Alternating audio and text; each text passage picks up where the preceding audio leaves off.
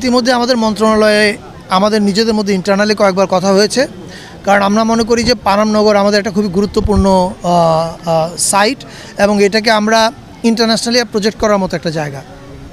এখন এটার অনেকগুলো ইস্যু আছে। একটা ইস্যু হচ্ছে যে আমরা এটার প্রিজার্ভেশনটা কীভাবে করব, এবং আমরা যদি রেনোভেট করি তাহলে কীভাবে করব, রেনোভেশনের ফিলোসফিটা কী হবে। আমরা যে ফিলোসফিটা রক্ষা করতে চাই সেটা হচ্ছে যে আমাদের যে অরিজিনাল আদলটা ছিল সেটাকে ধ্বংস না করে প্রিজার্ভ করা, এবং সেটা যদি করা যায় আমরা আমাদের ইন্টারনাল মিটিংয়ে আলোচনা করেছিলাম যে আমরা যদি এশিয়ার বিভিন্ন দেশে যাই, এমনকি ইউরোপেও যাই, আমরা দেখব যে এই সাইটগুলো কিন্তু মানে ওদের যে সমস্ত হেরিটেজ সাইট আছে এগুলো হেরিটেজ রিসোর্ট হচ্ছে, কোথাও মিউজিয়াম হচ্ছে, নানান কিছু হচ্ছে। সো এই জিনিসগুলো করে এই কারণে যে প্রিজার্ভেশন করে ফেলে রাখলে আবার এটা নষ্ট হয়ে যায়।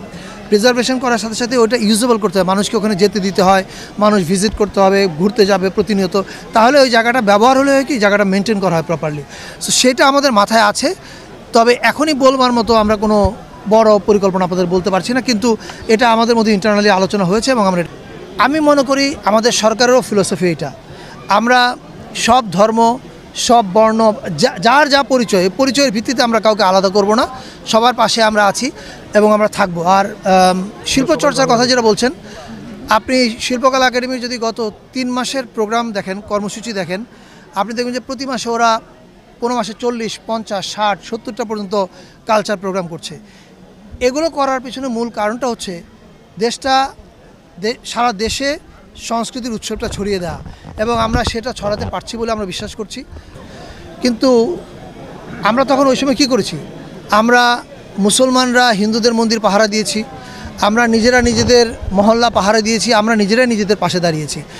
এই উদাহরণটা দিলাম আমি এটা বোঝানোর জন্য যে এটাই বাংলাদেশ, এটাই বাংলাদেশের স্পিরিট, যে আমরা প্রত্যেকের পাশে দাঁড়াবো।